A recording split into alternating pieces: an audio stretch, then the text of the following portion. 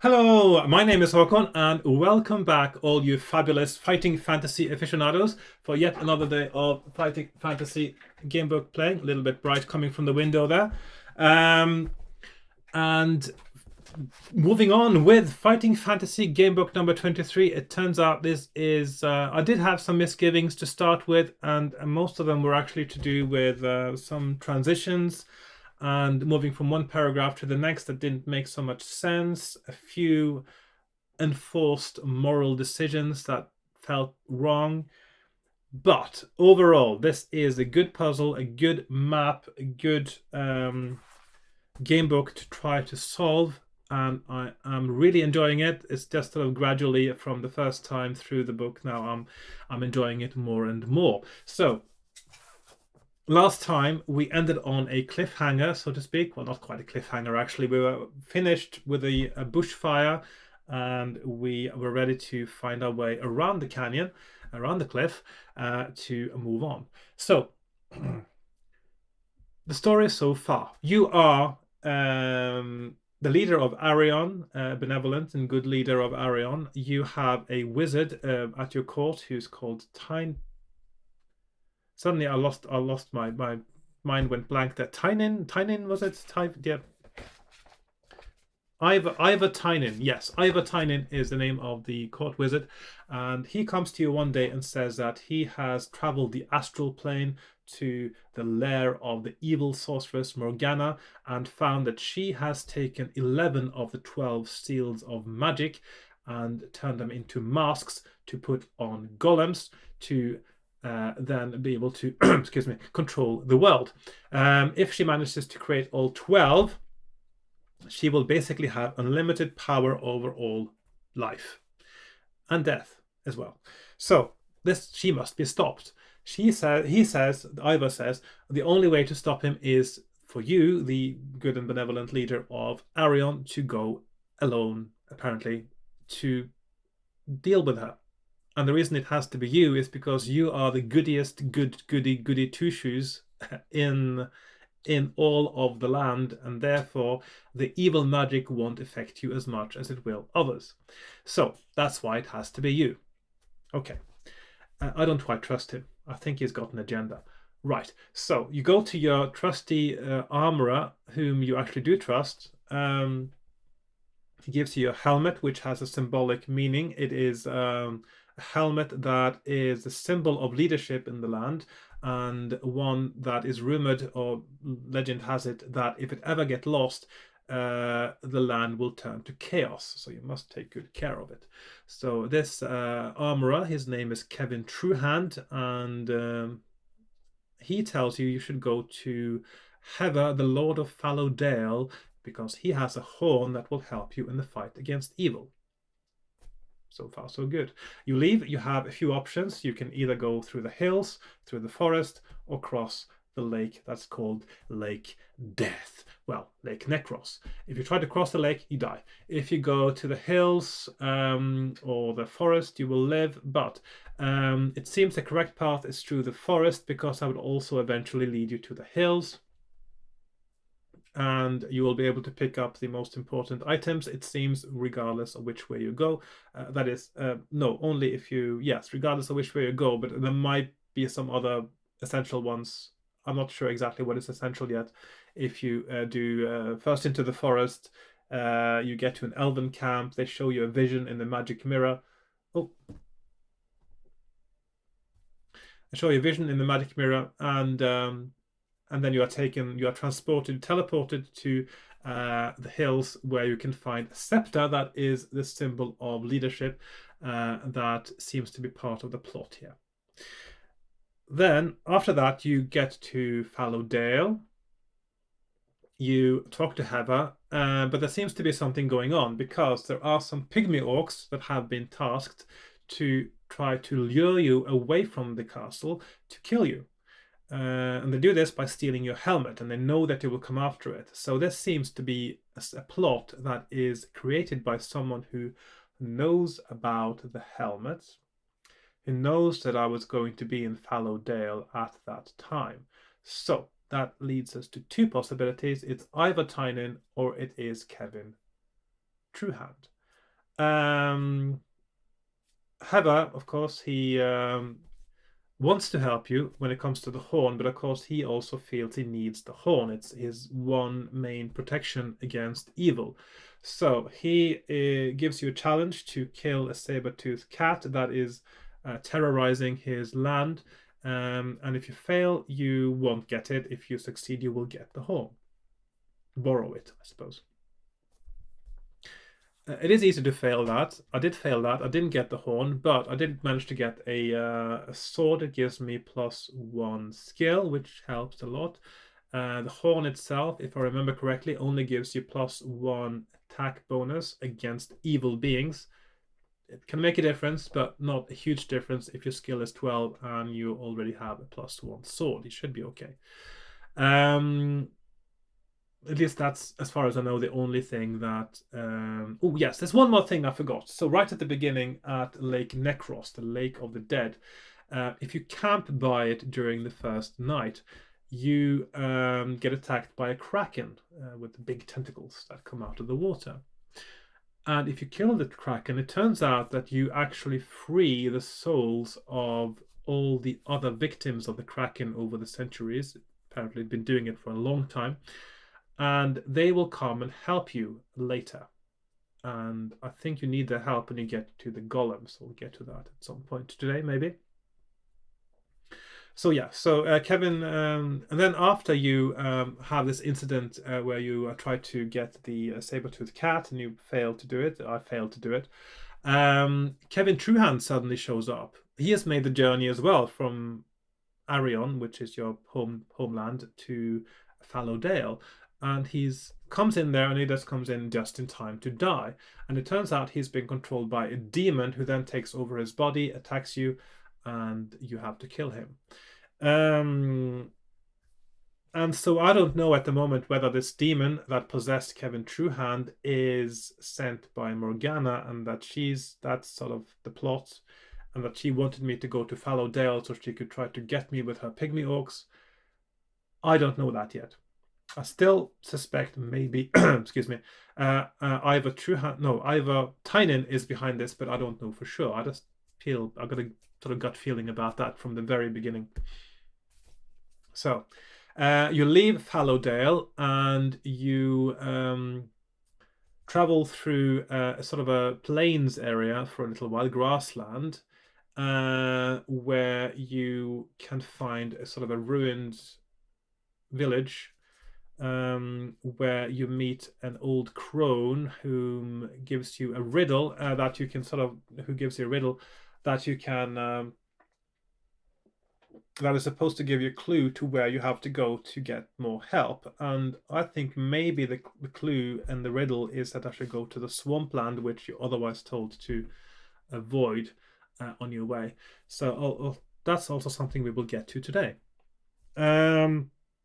So after that, after you leave there is a bushfire, and you have to deal with that before you get run off into a canyon and die, like all the animals that are running away from the fire. And you have to fight the fire with fire by burning out an area, and then you can go onto it and the fire won't get there again because it's already burnt out. And that's how you survive the fire. So that's where we find ourselves today. We are at the edge of the canyon. We've sorted out the fire, and now we are moving on with our quest. Before this point, I've basically done everything, found everything, seen everything, fought everything, and I feel that I don't think there's anything I've missed. There could be a little nook or cranny that I missed, but the maps do help me, and I think I've covered everything, actually. So let's get started with playing. I'll get ready on my desk in a few moments, and yeah, Fighting Fantasy Game Book number 23, Masks of Mayhem. Right, here we are on my desk with my supplies. I've got my pencil, my pens, dice, book, character sheet, which is getting quite messy actually because I've used it for a few times now. But I'll be continuing with the same character, and I'm doing pragmatic cheating now. Of course, I explained that a few episodes ago, what I mean by that.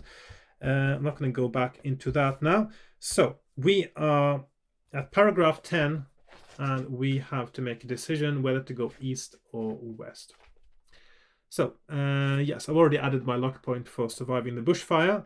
You now face a lengthy journey along the edge of the canyon until you can find some way across or down it. At least there will be plenty of roast meat from animals which died in the fire to keep you going on the way. And the streams, though oily and blackened from the fire, still provide water, which is refreshing enough. Would you head east or west? So, last time I went west, and I'm not sure if there was anything here that sort of indicated to me that this was the best place to go. I'm going to try to go east now and see what happens.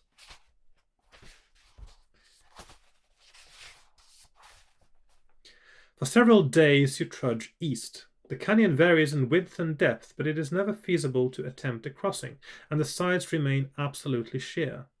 Early one morning you encounter a hostile hill giant who has been roaming the burned wilderness to see what tasty, profitable pickings the bushfire left in its wake. One look at you convinces him that you could be both tasty and profitable. He lumbers into the attack, wielding a massive club. If you have a cloak of temporary invisibility and wish to use it, it will be easy to avoid this fight, but of course I want to save that for something more special. Because it is magic, its magic only works once. Yeah. If you win, you look through the giant's pack, blah, blah, blah. Yes. So, let's check this out. So, we got a 9, 11 hill giants. I suppose I do have to fight him. 9, 11. I've got 13, 18. So I've got a 4 skill point advantage. He rolls 7. He rolls 8. He rolls 4. That's an automatic hit. I don't have to roll for myself. He rolls 7. Also 4. Yeah. And 7. Yeah. Okay. No, hang on. 7 I have to roll. 6, 7, 8. Yes. So. Right. So I get 3 gold pieces. I have 5. And a badly dented but otherwise plain helmet. Will you try on the helmet? I'm going to save my game. I probably wouldn't want another helmet because mine is special. So just going to see if something happens. And that doesn't work. Yeah. So. My helmet is yeah, it's special, so I wouldn't want to wear another helmet anyway. So it's helmet or continue on my way. 3, 11 helmet or 180 continue. So don't try the helmet and continue 180. Early the next day, you at least reach a place where the gorge can be crossed. Oh, it's getting very sunny outside now. Oh, sorry about that. My tape dispenser fell down from the windowsill. That's where it lives. A landslide in the distant past shifted the earth so that there is a rough trail down to the bottom, and you think you can discern a similar trail back up the other side. The gorge is not too deep here either, no doubt because this was the popular place to cross. A rope bridge has also been slung across the chasm to make the crossing quicker. The rope bridge looks as secure as any such bridges are, and the trail looks precarious but usable. Will you cross the bridge or go down the trail?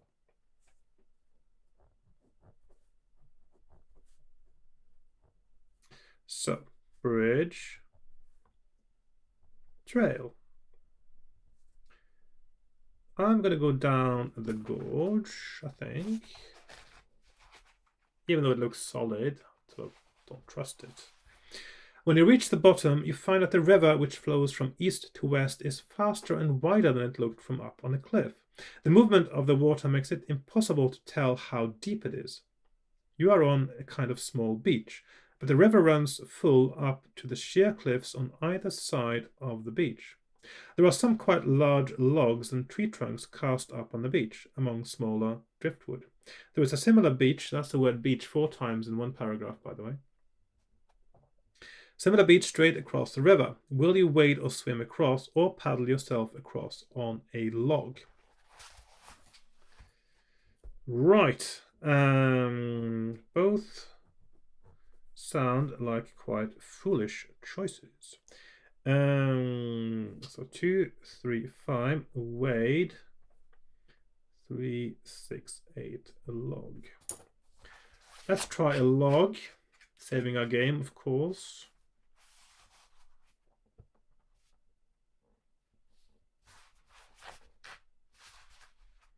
Does it make a big difference?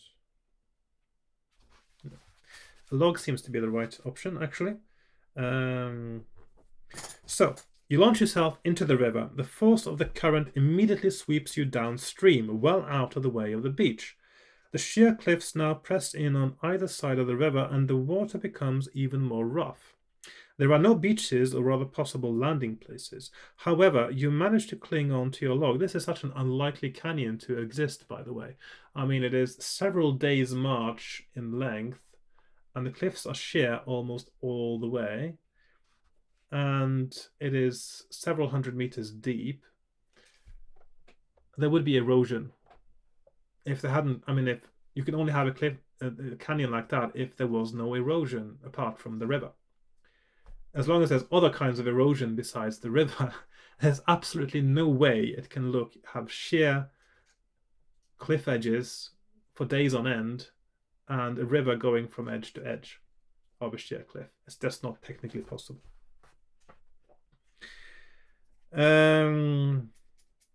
Right. The sheer cliffs are now press in on either side of the river, and the water becomes even more rough. There are no beaches or other possible landing places. However, you manage to cling on to your log as you are swept along for kilometer upon kilometer. The river eventually widens again. It is calmer and safer, but the cliffs are just as sheer. Day turns into night, and then day again. Turn to 38. 38.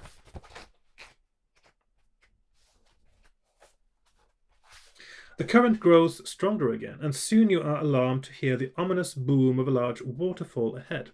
Although the cliffs gradually get lower until the river is bounded on both sides by ordinary banks, the current is now far too strong for you to steer your log over to the side.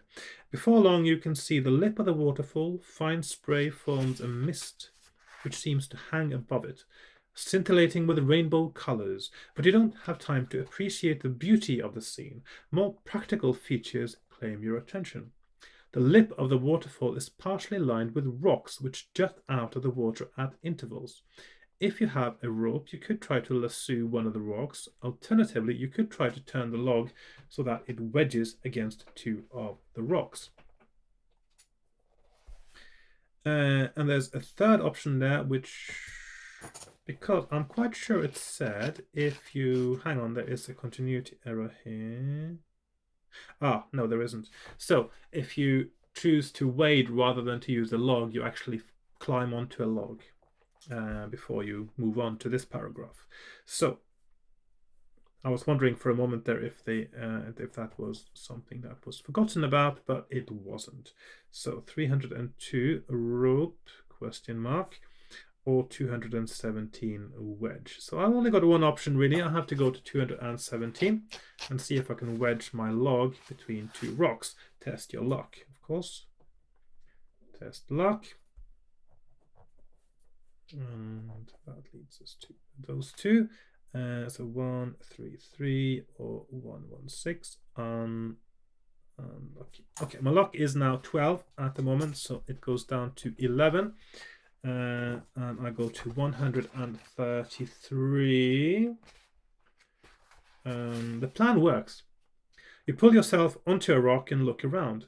There are not enough rocks to form a causeway to the north bank, but you could try to make it to the south bank. If you have boots of agility, turn to 372. I knew they'd come in handy. I knew they would come in handy. If If you have a rope, turn to 188.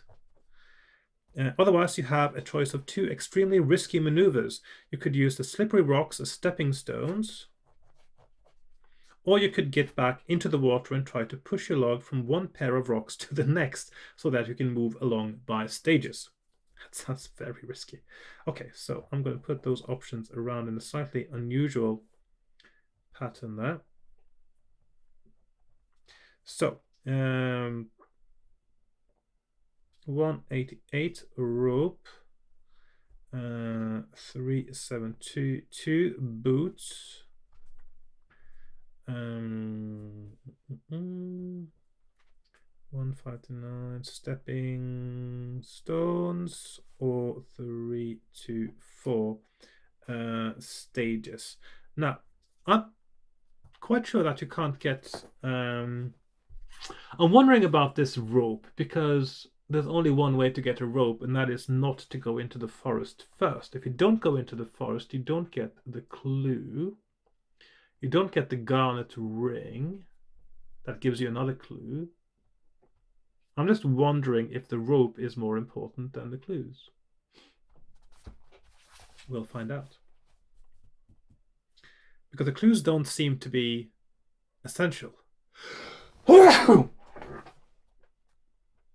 So, if the clues aren't essential, that means you don't technically need to get them. So, they don't give you any paragraph references or anything like that.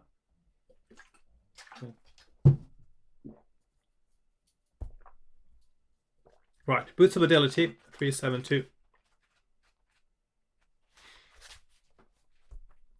You step safely from rock to slippery rock until you reach the south bank. Turn to 293. So 293. 293.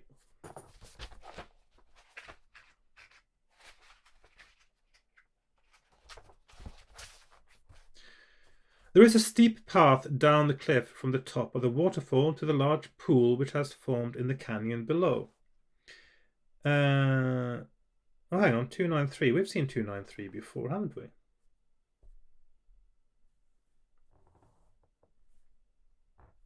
So, okay. Was all that work for nothing to actually just get to the same place as if I go west? It certainly looks like it. That leads me to have to check, actually, what happens if you cross the bridge. Okay.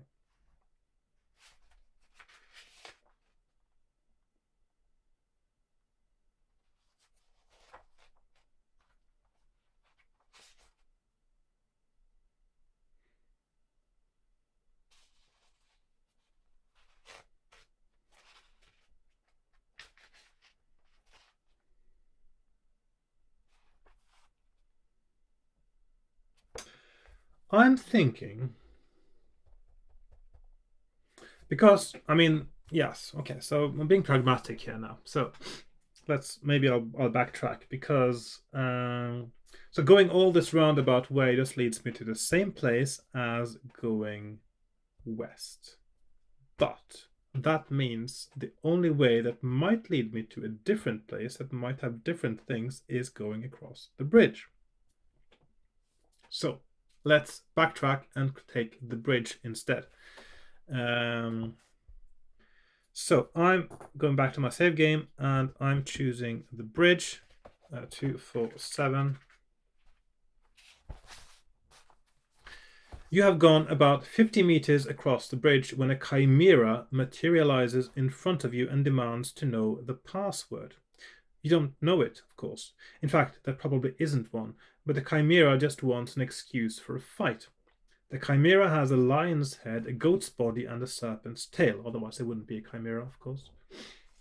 Its weapon is the deadly fire it breathes. If you have the cloak of temporary invisibility and wish to use it, turn to 190, otherwise turn to 145. I'm wondering if this actually is the correct time to use the cloak of invisibility.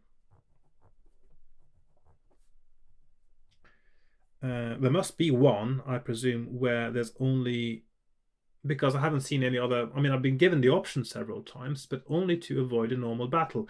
Now I'm sort of standing in the middle of a rope bridge with a fire-breathing creature that can burn the bridge down, potentially. Cloak of Invis, or 145. No. So I'm thinking that this may be the perfect time to use it. I'm going to use my Cloak of Invisibility and see what happens.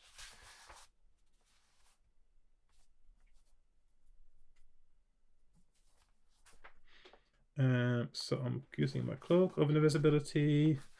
And right, so it says here, you put on the cloak, its powers work only once, so cross it off your adventure sheet and retreat back towards the cliff. Since you cannot squeeze past the... Oh, you cannot go... I thought you were trying to go and squeeze past the Chimera. So what's the point then? I thought I was trying to get past it.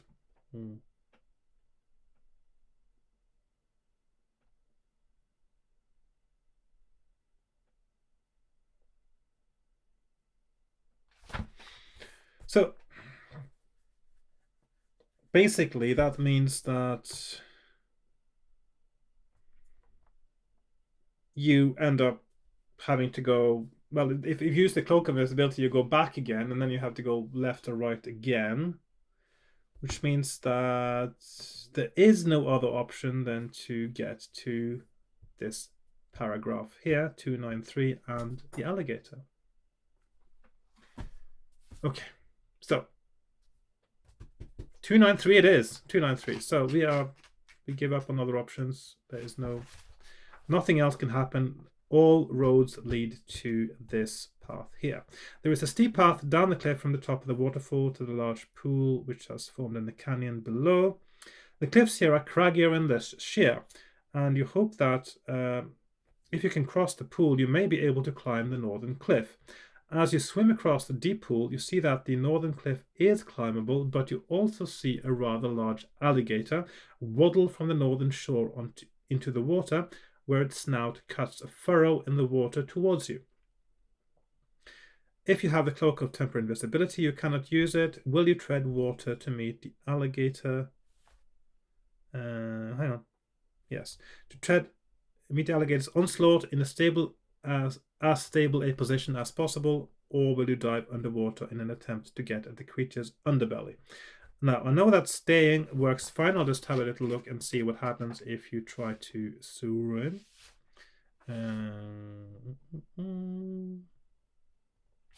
Actually, that looks like a good thing. But no matter. I'll just keep doing what I do. So, I will going to stand my ground, 43. You meet the alligator head on. It is not evil, so the Horn of Heather will have no effect on it. And of course, the effect of the Horn of Heather is you get that 1 attack bonus, but only against evil creatures. And you must reduce your skill by 1 point for this fight. So it's got 7, 10. I've got 13 and 18, and so it's technically then an 8, 10 because of the skill penalty. It's the same whether I give him a bonus or me a penalty. I've got 5 skill point advantage. And I hit him, and I hit him, and I hit him. And 8, I need to roll that one, and finally he rolls a 6, and that is not enough for me not to hit him. So if you win, you swim across to the northern shore, turn to 393. Oh, hang on. Yes, 393. I just thought it said something else there for a moment. So at the moment, 393, 293, these are probably my best. So it seems that actually this path is the easiest, maybe.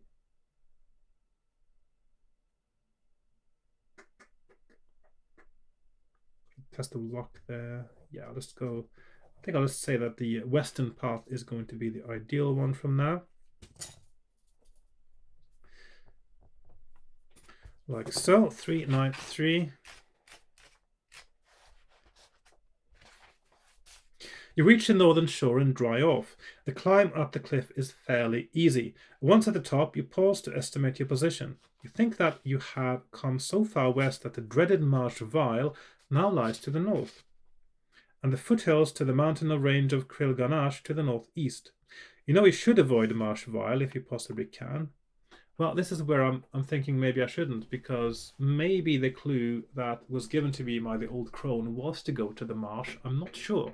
So I will explore the marsh this time, of course, saving my game and being able to go back if I need to. You know you should avoid Marsh Vile if you possibly can, but will you head north for a while or northeast? So I'm going to go north. So I'm heading a little bit towards the marsh now. I'm trying to find Juja, of course. As you continue north, you soon begin to see some way ahead the pall of vapor which continually covers Marsh Vile. Among the many streams and rivulets which crisscross this part of the plain, you come across one which has been reduced to a mere trickle. The exposed mud is still damp. Will you follow it upstream to find out what is blocking it, or continue north?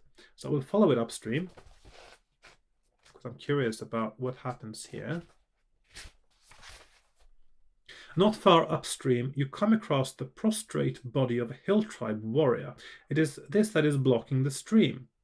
Several arrows are protruding from her, but she is just alive. If you bought a healing potion from the alchemist and have not used it on yourself, you can use it on her if you want, and I'm going to try to do that and see what happens. So I'm using my potion of healing now, and go to 338. The warrior's eyes flicker and open, and she looks up at you blankly. As you prop her up against the rock, she mutters something about the Juja. Her death is close, but you may be able to ask her one question first. Would you ask her about this Juja, or if she knows how to get into Morgana's lair? Well, I sort of know how to get into the lair already. I've found a way. So I'm going to ask about Juja. So, 338. So we've got, and I don't think you can win this game without, or maybe you can win, but yeah, possibly not without meeting the Juja. So 353 Juja or 238 lair. So I'm asking about the Juja, and I go to 353. I was searching for him, she says, though the effort of speaking visibly weakens her. He is close. I don't know exactly where. I only know a rhyme. Do not wander. Do not stray. Always take the middle way. But these are her last words. You bury her and carry on. So, north or northeast? Okay, so that means you can go north or northeast. Oh, that's the wrong arrows from the wrong paragraph. Okay, I'm making my map really messy, making those arrows green instead, like so.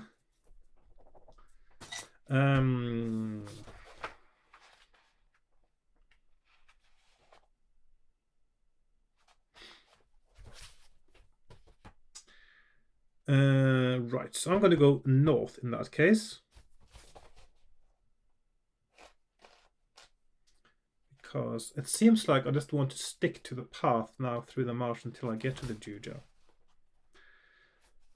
You camp for the night on the borders of Marsh Vile.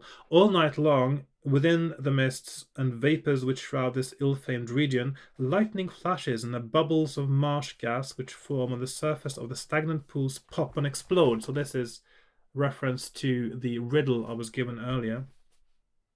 In the morning, will you at last turn to the northeast, or will you explore Marsh Vile? So I will explore Marsh Vile. So I'm going to go like so, and then I'm going to put a paragraph down there for 3, 4, 5. Boggy ground soon turns to pools with no more than occasional mounds of earth to support you. again suiting with the riddle. There is nothing of interest to be seen. Would you turn back and then head northeast towards Krilganash, again given a chance to go to 374, or would you jump from mound to mound deeper into the marsh to the left, right, or straight on? And of course the warrior, she said to go straight on. So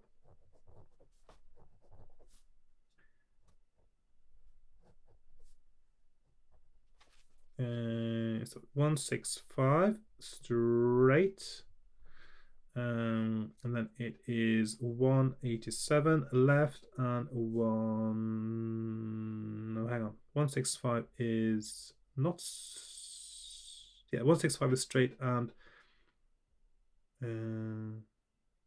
right is 229. 229 is right. So I'm going to go straight. Everything else probably means death. After a spell of this tiring way of moving along, more solid ground appears to your right and left. Would you turn left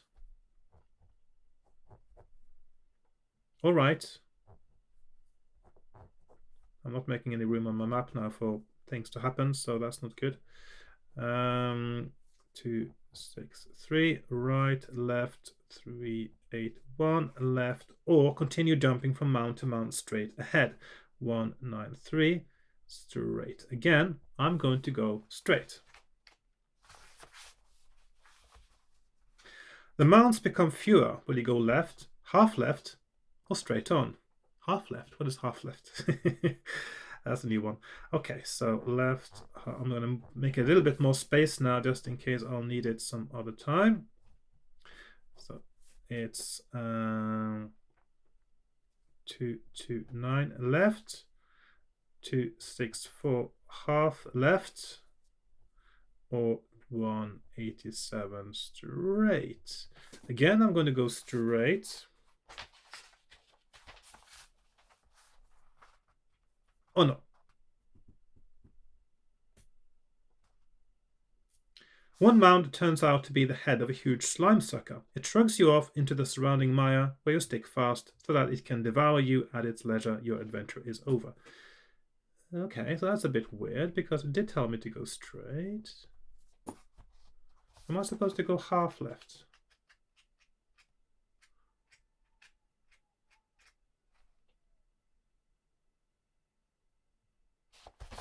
That was a little bit weird. First tell me to go straight, and then suddenly I'm not supposed to go straight anymore. Right, half left is correct. So the mist becomes thicker and more menacing. Strange lights flicker and fade. You can see nothing but water ahead, but there are mounds to the right and left. Would you go right, left, or straight? Again, right, left, or straight.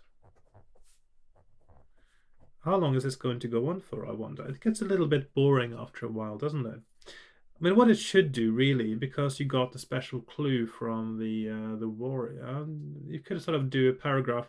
You could have been given a paragraph, for instance, because that means you sort of know the path. But 229 right, 381 left, or 215 straight. Again, I'm going straight again.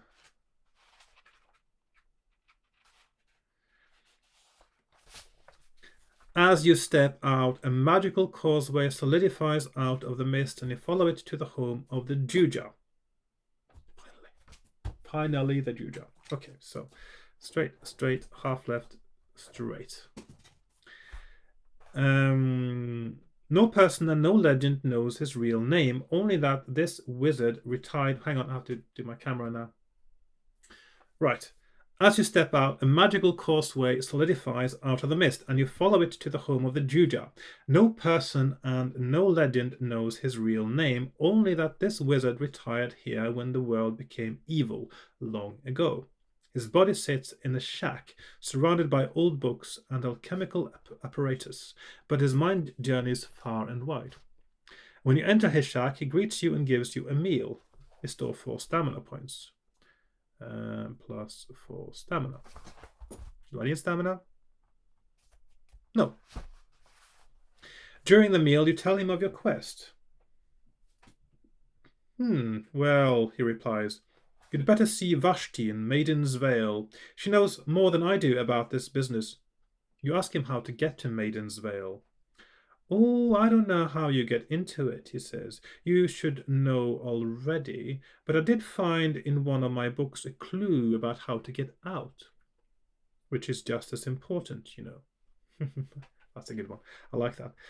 He gets a tome down from a shelf. Yes, here it is. On page 208. The land of no time, oak for in and apple for out. I hope that will help you. Is there anything else you'd like me to do? Okay, so we have here clue. Oak in, apple out, and 208. So maybe the oak trees, that is a gateway to get to Maiden's Vale. And the reason you didn't see the orb in that picture is maybe you don't have it. Maybe you need a scepter to get in, and then you get the orb, and you need the orb to get out. I'm just wondering, because apple orb, it's, yeah.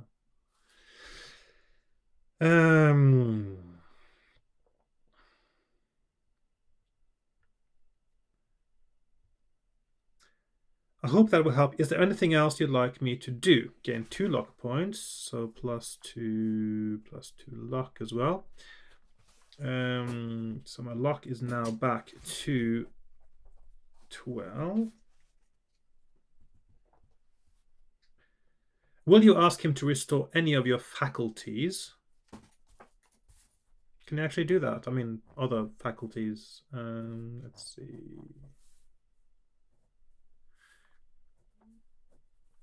Or how to get into Morgana's lair. 167 lair, question mark. 308 faculties. I know how to get in because it's just about finding the right door, I think, probably. I'll just check now, but I think that is going to be, he's going to tell me to use the wooden door, isn't he? You will come to 3 doors, he says. Be sure to take the wooden one. Yeah, that's it. So I'm going to just ask him about restoring my faculties just to see what he can do now. Whichever of your luck, stamina, or skill you choose is restored to its initial level. Then he guides you back to Pikestaff Plain and points you in the direction of the foothills. 374. So these roads then lead down, down here to 374. So that means we go, so that is, yes, we'll restore 1 ability to initial level. So I don't need the clue from the other one. I'll just make that the correct path, and then we go down to 374 in the end there. And that is the correct path for this section of the book, clearly. I'll just have a little look now and see if all these side paragraphs on the swamp, if they kill you. It looks like they do, which means that this may actually be the book with the most insta-deaths of any book, possibly, because now all the way through the swamp you are given options that will kill you if you take them. So all of these are insta-deaths. All the non-straight path, the end. I'm just checking them now just to see the end.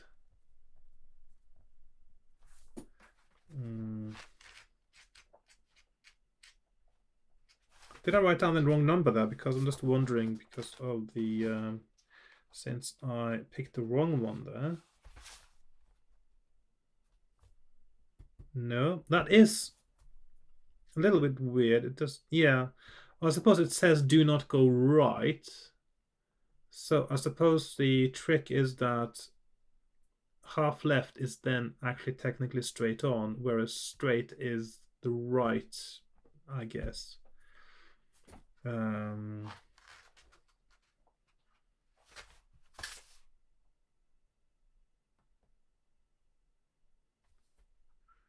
So the end. So that means that when you're playing Fighting Fantasy Roulette, which I do sometimes, this is quite a dangerous book to get past because there are so many paragraphs with insta-deaths in this one. 229 the end. Yeah, so all of these side paths are actually insta-deaths, if you were in any doubt about that. We go to 374. You travel by easy stages to the foothills of the northern mountain range. There is quite a bit of game, so you use up only one lot of provisions, so I'm down to 4. It doesn't say what happens if you don't have the provisions at that time, by the way. Which, yeah. One night you camp by a copse. In the morning, will you walk through the copse or around it? So where are we? I didn't walk through it. Let's see what happens if you walk through it. Saving my game, yeah.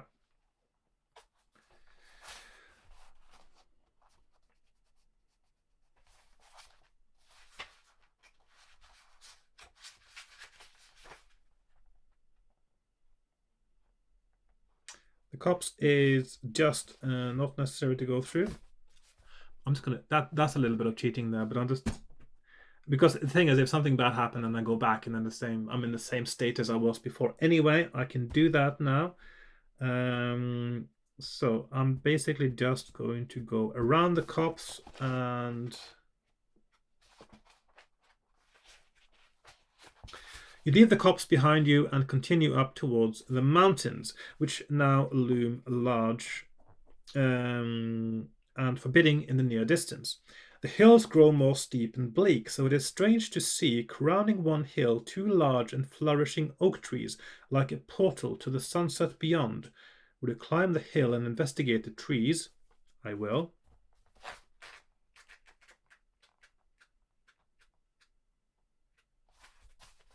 If you can guess what you are supposed to do here, add together the numbers of the items involved.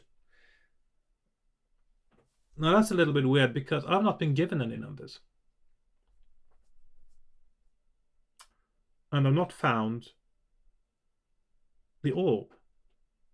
And I've been everywhere. The only number I've got is 208. So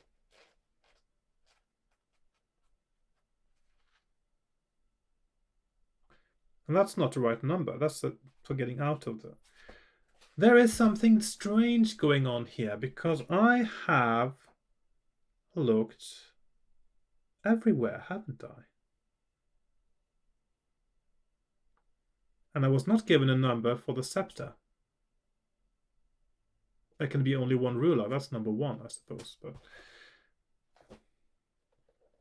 number of items, 2. That doesn't make any sense. I get to this point and I can't get in there because... And I have looked everywhere. Is there anywhere I haven't checked? I am a little bit stumped now because I have been so thorough and I got to this point. I don't know how to get through there. Well, I know how to. I just haven't found the right things. What have I missed? That is a big mystery, and I'm going to have to be thinking about that for a while, I suppose. So I'll have to take a little break. I'll be right back with you. Right, I'm back again. And this was really tricky, but I discovered I missed something earlier. There is a little spot that I missed. Remember the alligator that you fight when you are crossing the river. And remember that I sort of also had a quick look to see if it actually was advantageous to attack it from below. And the answer is it is. And it's really easy, really easy to miss. I'm going to go back to that spot and just reread that bit again, and then I'll sort of track back again to where we were. Okay, so So I'm going to attack the alligator. I will try to attempt to get at the creature's underbelly. So I'm going to go to 380. You manage to wound the alligator before it too dives to meet you. The battle is on, sometimes underwater, sometimes on the surface. The alligator is not evil, so the Horn of Heva will have no effect on it, and you must reduce your skill by 1 point for this fight. Now, I did win this fight earlier, so that's fine. I'm just going to keep that result. If you win, roll 2 dice, it says here. And that was a bit strange. So, and it's so easy to miss. So, if you win, you don't go straight to the next paragraph. It's a different paragraph you go to. So, if you roll 4 to 10, you turn to 393. Okay, so that means that if you roll 2, 3, or 11 or 12, you go to a different paragraph. Which means the chance of actually doing this is quite slim. So that is so that's 236 plus oh,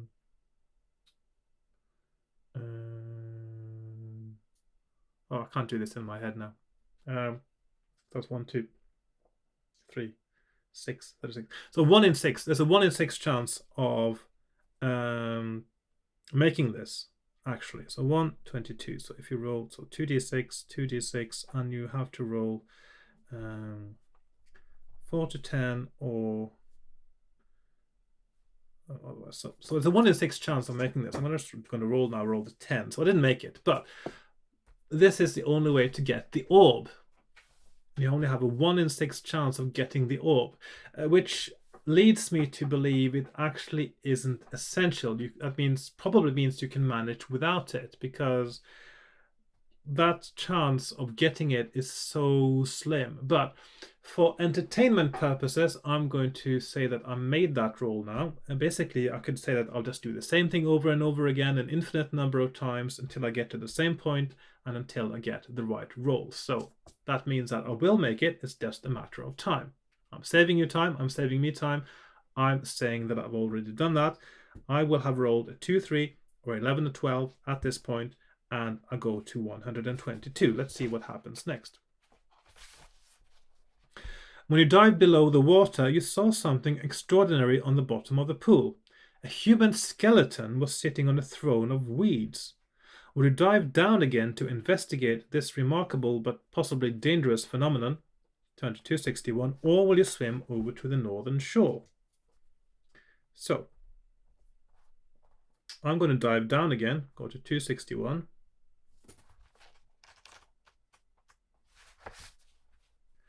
Closer inspection reveals 2 things. That the throne of weeds is actually a real throne which has simply become overgrown with weeds, though the skeleton is clean. This is underwater. Do you have weeds underwater? Well, seaweed, I suppose. Seaweed, not weeds. So weeds is what you plug out of your garden. And that the skeleton is holding an orb in its right hand and wearing a crown on its head. Will you take the orb or the crown, or will you return to the surface? So,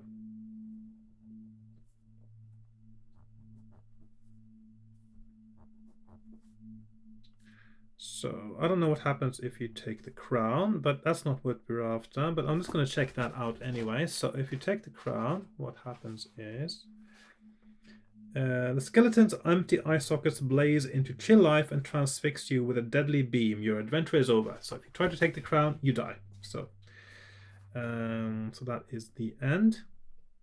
Another insta-death, actually, and absolutely amazing how many there are now. So that's crown. But orb is what we're after, 320, because that belongs to you.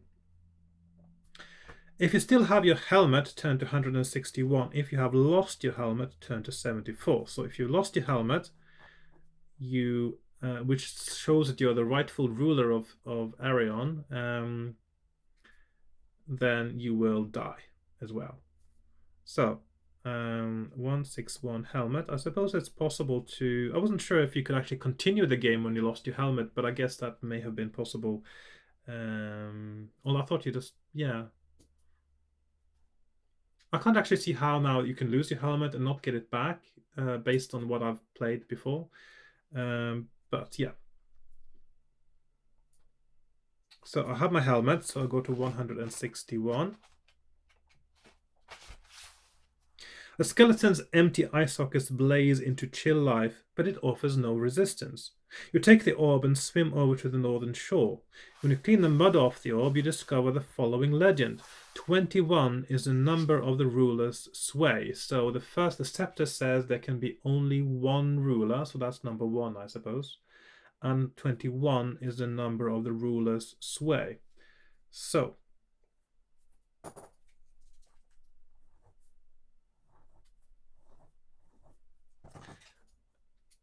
that is the orb and 21. Once at the top of you stow the orb safely into your pack and climb up the cliff. Once at the top, you estimate your position. You think that you have come so far west that the dreadful marsh Vile now lies to the north, and the foothills to the mountain range of Krilganash to the northeast. You know you should avoid Marsh Vile if you possibly can, but will you head north for a while or northeast? So now we basically can do the same thing we did before from here. So 1 in 6 chance of getting the orb. So obviously it cannot be essential, but it is a big part of the story. So I'm going to now have gone back to the point where I will be able to get it eventually. 100% chance, but almost 99.999% chance of doing infinite playthroughs to this point. And I will then go back to where the oaks are. So now we're back at 387. We have gone through the marsh, we matched the Juja, and we are at the oaks, and we have the orb and the scepter. The orb says there can be only... No, this says there's 21 is the number of the ruler's sway, and 1 is the number of rulers we can have. That's what we have. So we have number 1 and 21. And if you can guess what you are supposed to do here, add together the numbers of the items involved and turn to the paragraph with that number. So that is 22. That should be 22. Otherwise, the tree shimmer, etc., etc. So I'm going to go to paragraph 22 now and see if something else happens. It'll be very exciting. See if we get transported into a different world. When you raise the scepter and orb, a shimmering screen appears between the oaks, and you step through. You immediately come face to face with Vashti, the Ageless. She nods gravely in recognition of you and the importance of your quest. It is good that you have come here, she says. There are still perils for you to overcome. But it is certain that you could not complete your mission without seeing me. So if that is true, then the chances of winning this book, even with maximum stats, are going to be really, really low. Because remember, the bushfire, you have a 1 in 3 chance of dying just there. And here you have only a 1 in 6 chance of actually making it out with the orb, even if you know the right path, which just those two things together makes it really, really difficult. Okay. It is good that you have come here, she says. There are still perils for you to overcome, but it is certain that you could not complete your mission without seeing me. But I could not come to you, though I wanted to. For once, it would be a dozen centuries ago by your mortal reckoning. I left this timeless land, but was set upon by countless greater demons. During the battle, I lost the means of leaving my land again. I wonder if you know what I mean. If you do know what she means, turn to the paragraph whose number is the same as the page of the book which gave you the clue. So that is 208. So that is the clue for leaving. 208.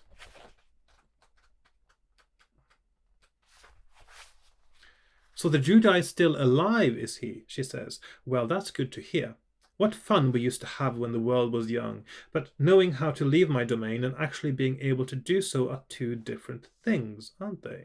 Do you have the seeds? I do have the seeds. I don't remember how many there were, though. If you do, multiply the number of seeds by the number of dragons depicted on the container. and turn to that paragraph. Now, this is where I should have made more notes, but let's find out how many seeds and how many dragons. I think it was 2 and 8, maybe. Let's see. That is the tusk.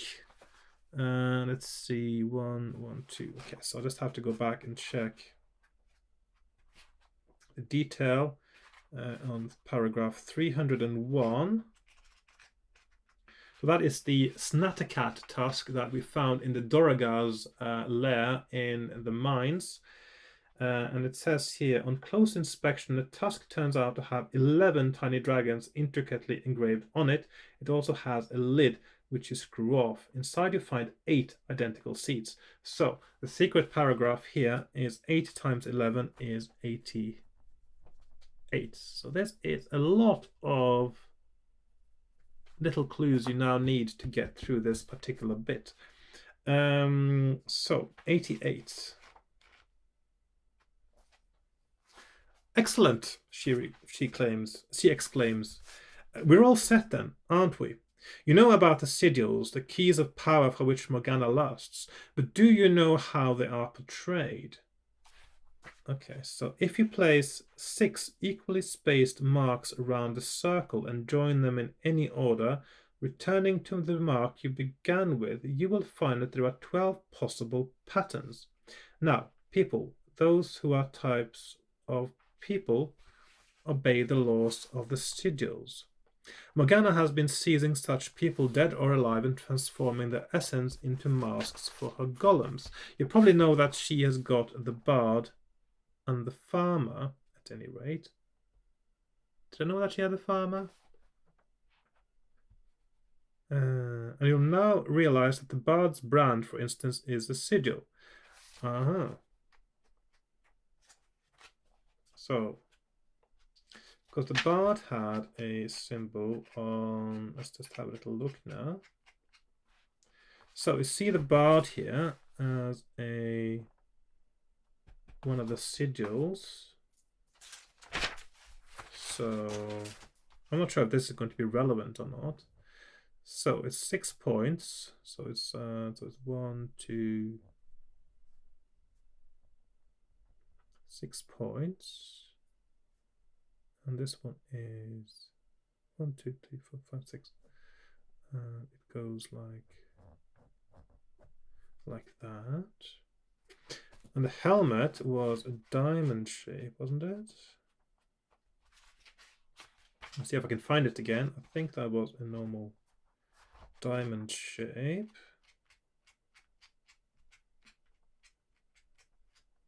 That means that she will need my... Does that mean that she needs the helmet? Or she needs me, because I am the person that is... maybe I am the 12th sigil, actually.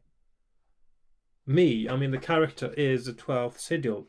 I am actually walking into a trap because she wants me to come to her. Does that make sense? Oh, I can't find it now.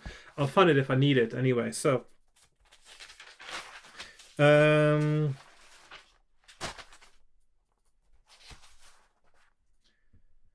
now, people, those are, yes, let's see. So, Morgana has been seizing such people, dead or alive, and transforming their essence into masks for her golems. You probably know that she's got the bard and the farmer, and you now realize that the bard's brand is a sigil. Now look at your helmet. You do so and gasp with astonishment. It is one of the sigils. Precisely, continues Vashti.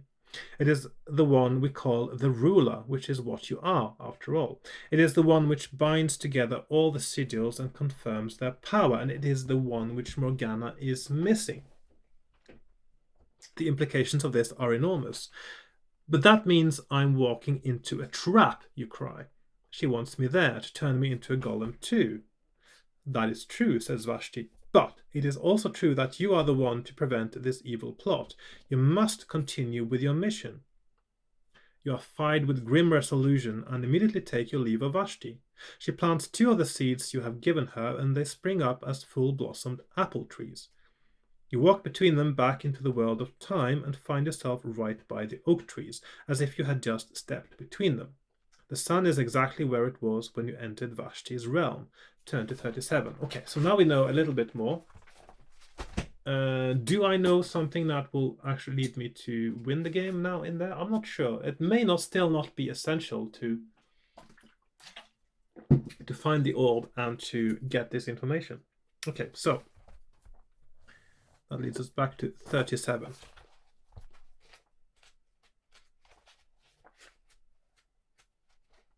That was quite a hard slog trying to get to this point now. So I can now sort of quite confidently say that I know everything there is to do to be. I know the right path until this point. And I know it's very hard to get the orb as well. So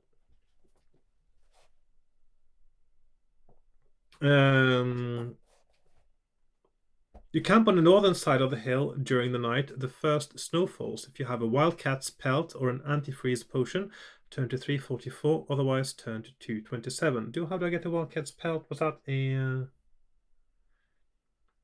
That was something I could also get in the hills, wasn't it? The rope and the pelt. Anyway, I don't have any of those. I didn't get the antifreeze potions, so I'm going to go to 227.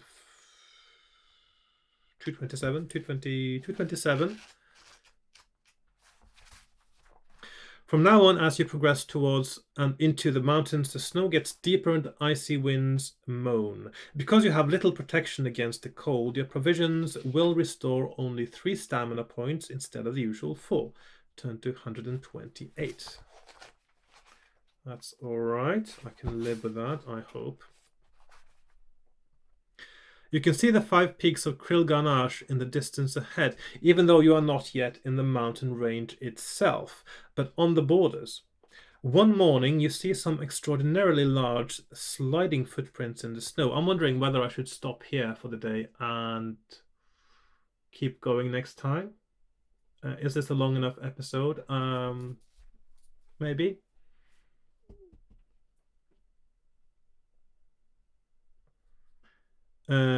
So maybe this is, or maybe I should get to, I'll try to get to Morgana's lair first. Okay, so you're confronted by 2 hill tribesmen wearing snowshoes. They're dressed in skins and look rather formidable, especially with their short but sturdy thrusting spears. If you have a cloak of temporary invisibility and wish to use it, turn to 390. Or will you approach the tribesmen peacefully or attack? Now, I know that these are evil, so I suppose I should be safe just to attack them.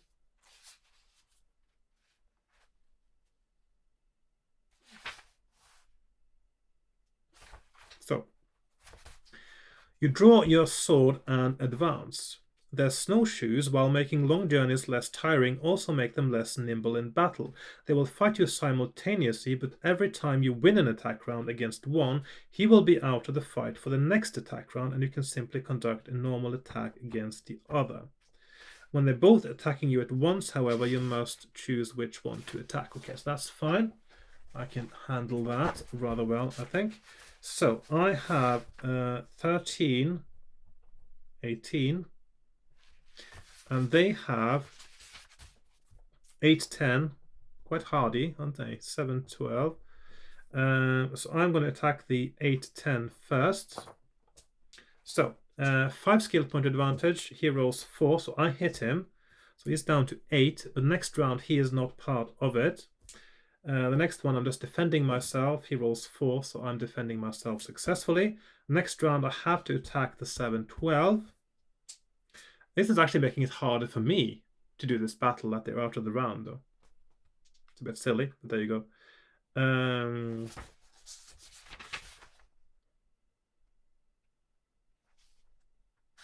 Yeah. So he rolls a 4, so that means I hit him. And the other one is not part of it. That's fine. Next round again, both of them are attacking me. I'm going to attack the first one again. He rolls a 7, which means that I'll roll and I get that. So he's down to 6.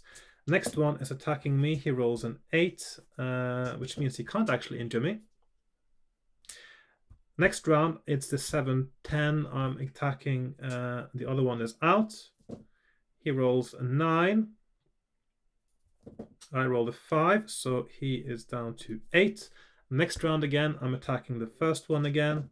He rolls a 9, I roll a 7, he's down to 4. Second one rolls a 12, I roll 11. I'm defending myself successfully. Next round, first guy is not part of it. Second guy rolls 3, he's down to 6. Next round, attacking the first guy again, he rolls 3, he is down to 2. Second guy attacks me, 9 and 6. I defend myself. Next round, I'm only attacking the second guy. He rolls 10, I roll 10. He's down to 4. Next round, both attacking. I attack the first one. He rolls 9, I roll 8. He is dead. Second one attacks me. He rolls a 5, can't hit me. Then it's only one guy left. He rolls 10, I roll 6. And he rolls 6, and I roll 8. And I actually forgot that every time that I hit the second guy, he wasn't part of the next round anyway. I forgot about that. Would have made my life so much easier, but he's dead. And I didn't get injured, so that's fine. Doesn't make a difference. If you win, you can take a pair of snowshoes, and I know I'll need those later. And carry on. So we get snowshoes. Let's see, 1, 2, where are we now? Attack is probably the best choice. So attack, and let's see, so 8, 10, 7, 12 special rules. And we get snowshoes. And then we turn to 173, which is over there. You travel deep into the mountains. The slopes are quite thickly covered with pine trees. Occasionally, as the days pass, you hear low, ominous rumblings from the mountains on either side. One afternoon, you see a figure ahead of you, black against the white glare of the snow. If you're alone, turn to 287. Your voice will carry well in the crisp, clear mountain air. Will you call out to the distant figure or carry on trudging through the snow? If you call out, you might cause an avalanche. Not a good idea. I'm going to keep trudging through the snow. So we have here 173. We're going to trudge through the snow, go to 341. So we're going to be there, and we're going to go there.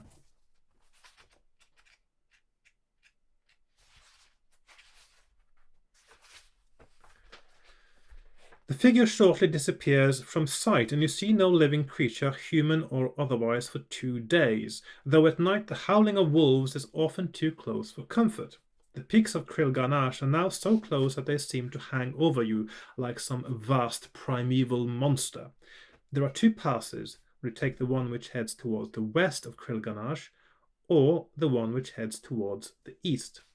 Now, did I not have a page 6? Yes, I did. So this is also the same as 341. Okay, so I'm going to move 341 up here as well, because that has the same options as 250, which is the one you get to over here. So those go over there. And then we are on this part of the map, which is the last map of the series, and getting very close. I'm wondering if I should... Yeah, this is where I need the snowshoes. So I'm going to go... let's see, where are we? I'm going to go west, 284. The western pass is narrow and choked with snow. If you are not wearing snowshoes, you may decide to retrace your steps and try the eastern pass. If you remain in the western pass, turn to 123. So I do have snowshoes, and let's see if this is another red herring item. There are already too many of those. When you are 3/4 of the way through the pass, the snow all around you starts to move round and round like a semi-solid whirlpool. You have obviously disturbed the rest of Kion deep beneath the snow, and it is now spiraling its way to the surface. This is how these gigantic worm-like creatures trap their prey. The snow collapses into the gap they make when they leave their resting place, and the terrified victims falls into the gaping hole. If you're wearing snowshoes or boots of agility, turn to 198, otherwise turn to 363. So we have 363, so that is snowshoes or boots, question mark, or no, hang on, that is not, if you have not, if you don't have, so it is 198 if you have snowshoes or boots of ag. So I'm going to go to 198. There we are. You make it to the outside of the snowy whirlpool, just as the Kion's head, with jaws apart and showing 2 rows of needle-like teeth, bursts through the snow. It spots you immediately and squirms into the attack. You have no time to get anything from your pack. If you win, turn to 267. This is a good old-fashioned battle. 713. If you win, go to 267. Which is the same, by the way, that is the same as over here, which is an indication to me that you only really have a choice now of which battle to pick, which is what they sometimes advertise on these books, but it says you choose which way to go and what monsters to fight. So I've got a 6 skill point advantage against this creature, so he has got 713. I'm at 1318. 6 skill points. Yep, so he's down to 11. 9, 8. He's down to 9. 9, 5. He's down to 7. 10. 5. He's down to 5. 3. He's down to 3. 9. 6 is down to 1, and he rolls an 8. I roll a 7, and he is dead. The path you have taken veers until it joins the other one. Morgana allows only one way to and from her stronghold. As you begin to climb the slopes of Krill Ganache itself, you feel certain that the way is defended. You are not wrong. An ice dragon thunders out of its cave and swoops down on you, blasting ice from its nostrils. If you have a cloak of temporary invisibility and want to use it, turn to 46, otherwise turn to 241. Is this where I should be using it? I don't know. But I still have it technically because I didn't use it for the Chimera in the end because I backtracked. I'm wondering if I should actually use it now.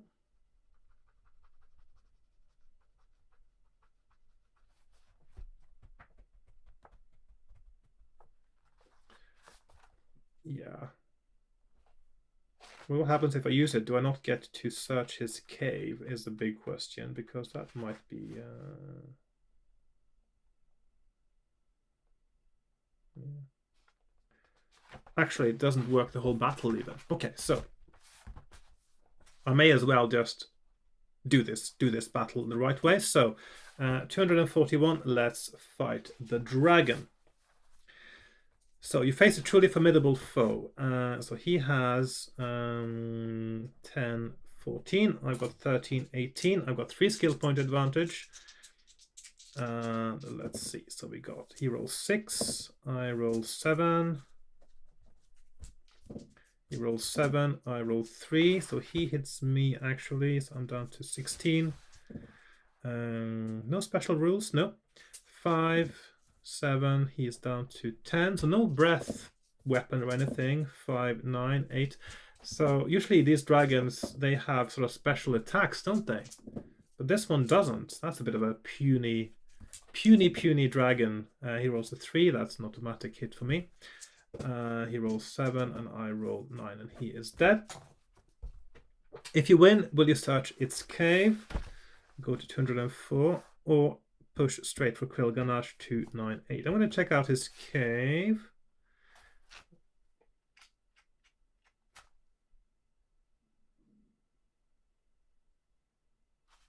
So, oh yeah, the cave had a sort of a shortcut into the... I'm just going to check out if not going into the cave, if you have if that leads you to the same place or if you find something else on the way that is important. I somehow doubt that, actually. That's... Yeah, you end up in the same place, actually. So, yeah, it does not make a difference. If you beat the dragon, you have to beat the dragon, and you will get, I suppose, the easiest way if you search the cave. So, in this case, it's possible that this may actually be the best place to use the cloak of invisibility. I'm not sure. There may not be another option for it later. I do not know, but let's find out what goes on here. So we get to 256. That's a choke point. This is where we enter the cave of Morgana. I think I'm going to leave it there, even though that means the next episode might actually be a short one. It's just that this is I've actually recorded 2 episodes today, and I'm getting a little bit tired of playing this, and my voice is getting a bit tired. I'm sure you can hear that. So very exciting stuff. I'm going to continue next time where I left off now at 256, which is the last choke point now before we get into the lair of Morgana. Hopefully there'll be enough content for the next episode as well to keep you happy, but I hope you've enjoyed this one. I think it was quite exciting. I was actually able to find the orb as well, even though I had to be a little bit creative and cheat a little bit there. But basically, if you do it over and over again enough times, you will get it. So it's not technically cheating if you know where it is. So I'm just yeah, it's very, very easy to miss in the first place, and even if you do get it, I mean, if you do find it, there's a only very small chance of actually getting it. But then again, I do not know if the information you got from Vashti was it the name of the deity, or the sorceress or whatever she was that was trapped in there. I don't know if that information is going to be essential or not to complete the game. It's useful anyway, and it's a nice flavor and part of the story. So I'm quite liking the story. I'm quite liking most of the narrative and the way it's strung together, even though there are some game book aspects of text flow that don't really work, and a few weird sentences every now and again.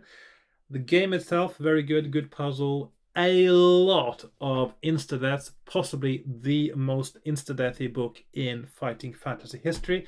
Do you know of any book that has more insta-deaths than this? Please let me know in the comments.